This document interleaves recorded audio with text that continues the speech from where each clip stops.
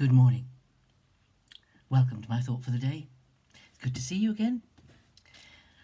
I'm just decided to pop into Luke 21 because I came across a quote from C.S. Lewis from his book God in the Dock, Cross-Examination. And it's an interesting thought. It's related to the chapter in Luke 21 when Jesus foretells a lot of things that will happen towards the end of time, and the instruction to be alert because we don't know when the Lord is going to return. Being alert, being ready is so important. We need to live today as if Jesus will come today. Not as if he'll come in 5 or 6 years' time or 10 years' time. And C.S. Lewis says this: stay alert. The world might stop in 10 minutes. Meanwhile, we are to go on doing our duty.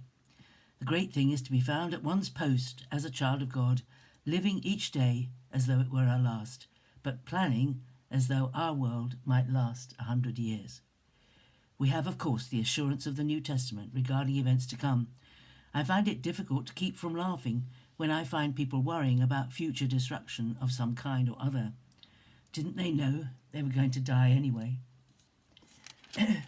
Our world is obsessed with saving the planet, with averting destruction, with fears of another world war. These are all valid fears if you're looking at things in the natural. But the New Testament makes it quite clear that this world is doomed. This world is not going to be saved. This world is going to be destroyed by fire. This world is going to end, and God is going to create a new heavens and a new earth. This world has become so corrupt in every part of it. And even nature and creation is groaning, longing for the day that God will sort everything out. So all the efforts that are being made to save this world, I'm not saying that we shouldn't care for the world. We were given care of the world when we were created. When Adam and Eve were created, they were given responsibility to care for the world. We should care for the world. We should look after things. We should be tidy and neat and careful and recycle things and use things. But we do not need to fear that man is going to destroy himself. Man is not able to destroy this world.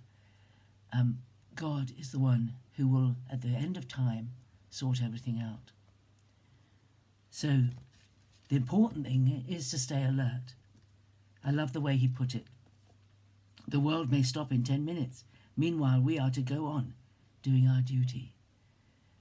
But our Christian walk is more than duty. It's a joy.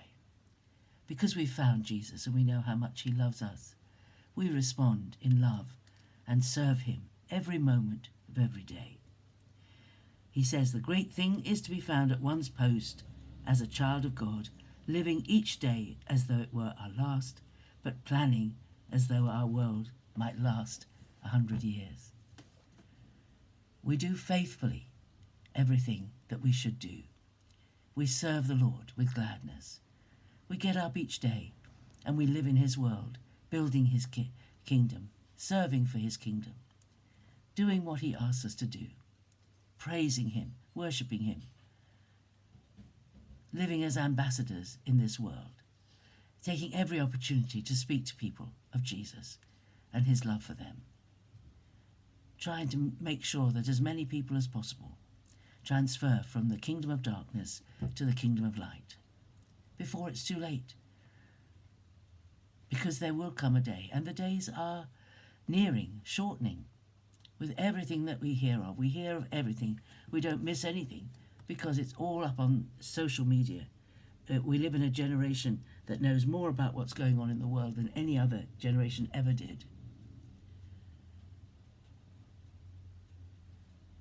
I think some generations were more blessed perhaps than we are, because it took months or years for them to find out what was happening on the other side of the globe, because the news had to be brought by people, either in boats or on camels, or they didn't have the speedy transport that we have, and they didn't have the internet and social media. We can see live what's happening at other parts of the world. And I'm not sure it does our mental health any good to know of so many disasters all the time. We become overwhelmed with the negativity of our world. God doesn't want us to be like that. He wants us to live simply, with our eyes fixed upon Jesus, following him, doing our bit in our little corner, letting our light shine where we live. And praying, yes, for the parts of the world that are in trouble, but not being overwhelmed with fear of what's going to happen. We have no need to be fearful, because our Father has everything in hand. And as we follow him and we serve the Lord Jesus, we are ready for that moment whenever it comes. And Luke 21:36 says, "Be alert at all times." Be alert at all times.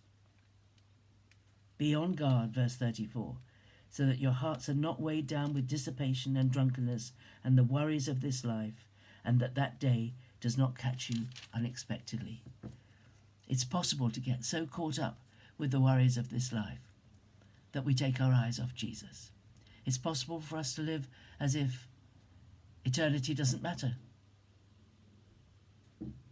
And yet we're constantly reminded that life is very fragile, and the Lord might call us home any day, any time. And we need to simply be living each moment as if it were our last. Serving him, loving him, looking after our families, dealing with troubles and upsets as quickly as possible so they don't weigh on us for days on end.